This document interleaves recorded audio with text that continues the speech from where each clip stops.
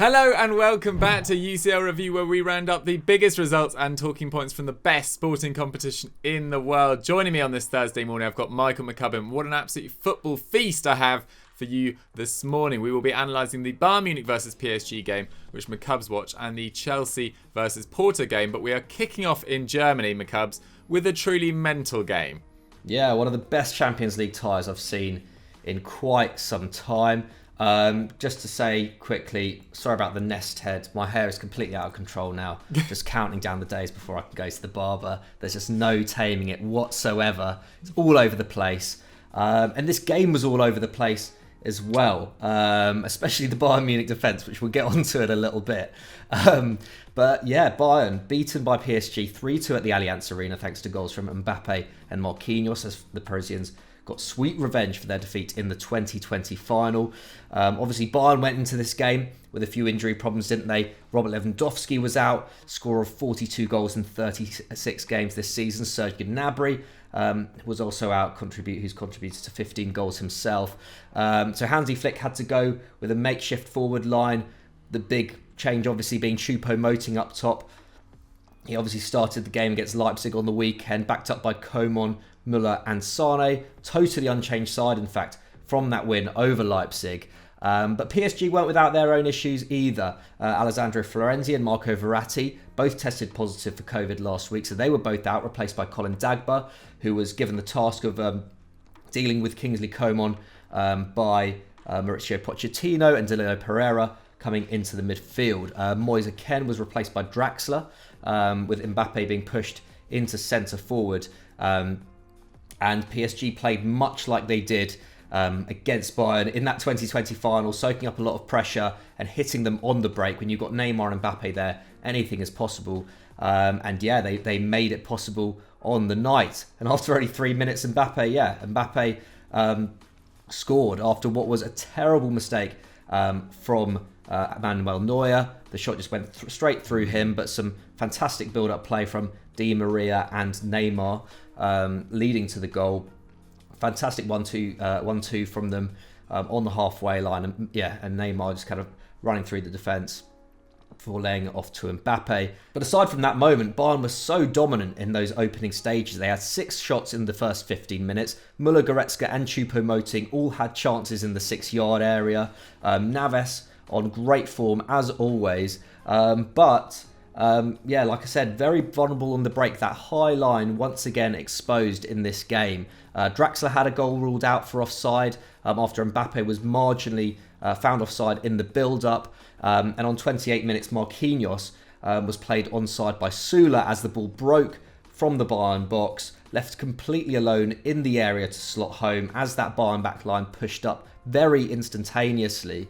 So Bayern 2-0 down before the half-hour mark. That was another assist from Neymar as well, who picked out Marquinhos expertly from about 45 yards out. And he was imperious in that first half. 92% pass accuracy, created 2 chances, and both those chances ended up being goals. He now has 26 UCL assists, more than anyone else since his competition debut in 2013. However, PSG then became a bit destabilised because the goal scorer Marquinhos was then forced off with a groin injury. Herrera came on, Danilo went into the back line, and as you can imagine, without Marquinhos in that back line, they looked a little bit more vulnerable. 32 minutes, Alphonso Davies came on for Goretzka as Hansi Flick tried to make some drastic changes to that side. Alaba pushed into the midfield. Hernandez went from left back to centre back. And 5 minutes later, Choupo-Moting got Bayern back in the game with an emphatic header. The kind of finish that Lewandowski would have been pretty happy with. Great ball from Pavard, but not picked up by Herrera or Danilo in the box. Completely free header. It was really game on from there. Muller then pulled level on 60 minutes. Again, not picked up in the box from a great Kimmich free kick. Kimpembe this time at fault. But again, another great header and a great ball into the box. But then 7 minutes later, Mbappe was back at it again. Great pass from Di Maria, cutting on his right. And at such pace, managed to pull a fake shot to put Jerome Boateng, who at this point was on for the injured Niklas Sula, managed to put Boateng off. And then fired it low through his legs. And then from then on, more or less, it was just Bayern hammering the PSG penalty area, real balls to the walls defending from that makeshift Paris back line. And they just couldn't get through. Coman tried his best. Sane, I think, had a bit of an off night.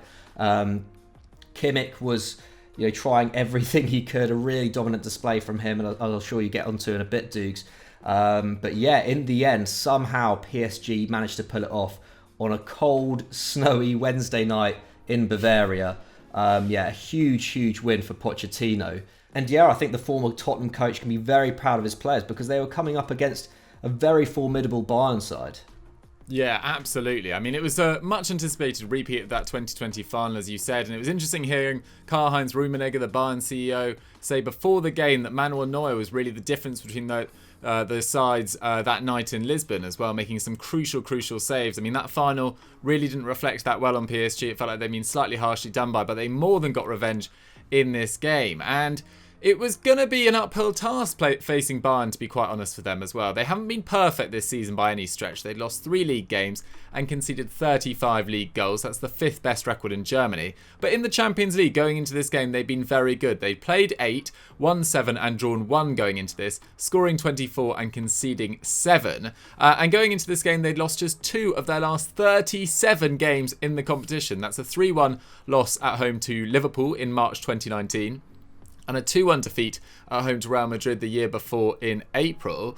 But this was a great response from PSG after losing 1-0 to Lille on the weekend with that Jonathan David goal. And it's come in a really challenging season for them. They've lost 8 of their 31 league games to date, 3 more than they lost in 49 games in all competitions last season.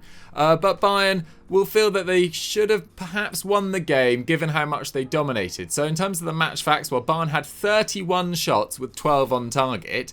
PSG just 6 with 5 on target, so they were ultra clinical. XG had it at 4.36 to 1.64 in the Bavarians' favour, which, considering they didn't have Lewandowski, considering they didn't have Gnabry, is a really impressive tally to rack up. So Bayern won't feel like they're totally out of this, but 3 away goals puts PSG in a very strong position. Kimmich totally ran the show in this game. He had 115 touches. The next most was Pavard on 75. He also created 10 chances as well, 7 more than anyone else on the field. That's the most chances created in a Champions League game beyond the last 16 since Mesut Ozil against Spurs back in 2011. What a long time ago that was now. Leroy Sané, as McCubbs mentioned, was Bayern's most disappointing forward. He completed just 1 dribble and created 1 chance all game. But this game, as it so often is in the Champions League at this stage, was really all about Mbappe. He now has 8 goals in this season's competition. That's the joint most by a Frenchman in a Champions League campaign, level with Trezeguet in 2001-2 and Ben Yedder in 2017-18. And of course, he'll have 1 game guaranteed and potentially a few more after this as well. The former Monaco man now has 13 goals in the knockout games. What an absolute clutch player. That's more than Neymar and Luis Suarez. Neymar, of course, having his own fantastic performance, and he'll obviously be suspended for PSG's next league game after being sent off late on against Lille for some petulance. So that means he should be fresh for the return leg. Up next for Bayern, well, they play 7th place Union Berlin on Saturday. PSG travel to 13th place Strasbourg on the same day. So they've got a slightly easier proposition. Neymar will miss that game. He'll come in fresh. But McCubbs, again, we saw it away against Barcelona and now away against Bayern Munich. PSG just really turning it on in the Champions League. Do you think this is finally their year to go all the way? Or do you think Bayern can get back into it? I mean, Bayern can certainly get back into it, as they showed. When you've got Joshua Kimmich, in that kind of form, you're always going to get tons of chances. Even if I thought Choupo-Moting actually had a decent game. Obviously, he's not Lewandowski, but I think he did an all right job otherwise. But I don't know. I feel like with PSG, they just that they obviously were super clinical. When you've got Neymar and Mbappe starting up top, anything can happen. And I think Pochettino, made the right changes at the right times. Obviously, Marquinhos going off could have really put that game to bed for them. Luckily, they were 2-0 up at the time, but you could have seen Bayern getting another 3-4 goals after that. But I think I think with a manager like Pochettino in the dugout, I think you can see them managing that second leg pretty well, and I think this does put them in pole position for the semi-finals for sure. Oh, absolutely fascinating. And a potential tie against Man City, who are put into a harder test, I should say, against Dortmund last night as well. I think Dortmund put in a surprisingly good show there. So some mouth-watering semi-finals to look forward to. But Bayern fans, we want to hear from you. What went wrong in this game? Was it just individual brilliance from PSG? Or do you have some structural defensive issues with that high line that you need to solve with some key players missing as well? Let us know in the comments down below. And let's move on to our second game. Our second game, of course, took us to Seville, the neutral venue, which is hosting the first and second legs of Porto's tie with Chelsea. Dukes, what happened last night?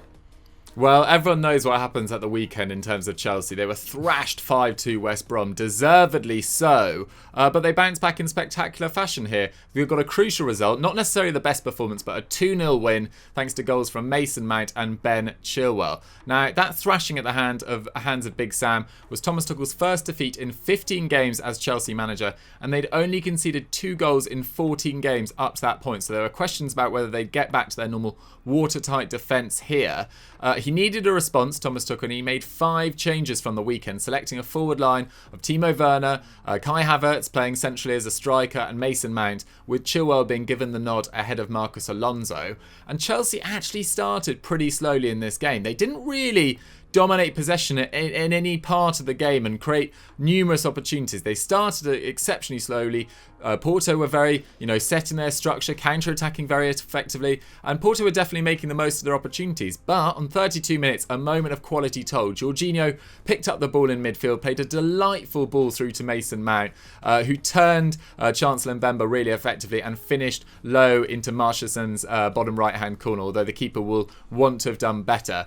He became the club's youngest goalscorer in the knockouts in the process. Remarkably, it was their first shot of the game. At half-time, Porto had 8 shots with 2 on target to Chelsea's 1 and 1. 63 minutes, Azpilicueta then missed a great opportunity to extend their lead, missing a headed opportunity with the goal gaping from an excellent Reece James free kick, who was brilliant all night. Reece James really assured in possession, solid defensively as well. Crucial after Trent Alexander-Arnold's very accident-prone first half, I should say, yesterday, to respond in great fashion here. Although I do find this England narrative slightly annoying when it goes on for months and months, so I'm going to stop doing it, but having just done it myself. Anyway, 85 minutes, Kovacic's lofted through ball went straight to Jesus Corona. He miscontrolled, though, allowing Chilwell to steal in and round the keeper to tuck into an empty net. That was his first Champions League goal and first for Chelsea since the 7th of November against Sheffield United. And obviously having lost his place in recent weeks, or at least been interchanging in recent weeks with Marcos Alonso, massive goal for Ben Chilwell's confidence. Now, this was the first time since March 2012 against Napoli that 2 English players had scored for Chelsea in the same Champions League match. It was, of course, John Terry and Frank Lampard in that game. But it was always going to be really tough for Porto to get anything from this game. Not only was this home leg being played in Spain, as next week's game will be as well, but Chelsea had only conceded 2 goals in 8 Champions League games going into this, and beaten La Liga leaders Atletico Madrid 3-0 on aggregate in the last 16 as well. Although La Liga leaders for only a name, really, at the moment. They are certainly plummeting Atletico Madrid, although hopefully they can get it back together for the sake of the La Liga title race. But anyway, back to this game, because Thomas Tuchel has now won his first 3 knockout games in charge of Chelsea. The last manager to do that, guys, Roberto Di Matteo in 2011-12, and you know what happened that year. So Chelsea for the title, maybe. I'm not even ruling it out. But McCubs, from a Porto perspective, this was always going to be a really difficult game, to say the least. Yeah, it's a shame for Porto because, it was such a gutsy performance in the last 16, especially that second leg against Juventus. But kind of the fallout from that game was the fact they were out without striker Mehdi Taremi, who scored in the home leg against Juve. He was sent off in the second leg, so obviously he was banned for this game. Sergio Oliveira, who scored a brace in that second leg, was also suspended. They scored 40% of Porto's goals this season combined together. So, massive loss in that forward line. And they also went into this game in pretty good form. They'd had damaging defeats in the Cups to Braga and Sporting Club. But their league form has been pretty imperious of late. They've been unbeaten in their last 19 games, winning 14 of those. Still 8 points behind Sporting, who we expect to take the title. But nevertheless, some of the best form they've been in all season. And they had their opportunities, not least in the first half. Uribe sent a sweetly struck volley just over the bar. And like you say, Dukes, Chelsea weren't creating a lot. I think I saw something that at half time, Chelsea had something like 0.05 XG to Porto's 0.95. So they were very much still in the game. They also had a very good chance in the second half. Mendy saved very well from a one-on-one with Marega. And yeah, they can be satisfied with their performance, I think. They only had 40% possession, but 12 shots with 5 on target, compared to 6 and 3 on target for Tuchel's men. XG had it at 1.7 to 1.9 in Chelsea's favour at the final whistle. So that second half probably was a little bit telling in terms of Chelsea showing their dominance a bit more. Their best performer was probably Marko Grujic on loan from Liverpool in central midfield. 3 tackles, 5 aerial duels won, completed 3 dribbles and had a shot. But for Chelsea, despite Mount taking his goal in superb fashion, that turn and finish was just superb, wasn't it? Chilwell deserves the bigger shout. 4 tackles and interceptions, 2 dribbles, 1 shot, and that all-important goal, which puts Tuchel's men in the driving seat going into that second leg. Personally, I can't see it going any other way, given how, aside from that West Brom game, how solid defensively Chelsea have been under the German coach. Man of the match, though, was probably Mateo Kovacic. 2 tackles and interceptions, 1 dribble, 2 key passes, completed 85% of his passes as well. Played a role in that second goal too. Up next for the Blues, they travel to Crystal Palace this Saturday before that return leg in Seville against Porto. And then Man City the following Saturday, I believe, in the FA Cup semi-final. So a huge 10 days for Thomas Tuchel here. It's mad to think, really, that when Chelsea sacked Frank Lampard in January, that they'd be potentially through to a Champions League semi-final and also contesting for a place in the FA Cup final as well. It could be potentially, a special end to the season for Blues fans. But Dougie, what do you reckon? Do you think Chelsea could go all the way in the Champions League, or at least make the final? Because obviously they're on the slightly easier side of the draw compared with the likes of Bayern and Man City.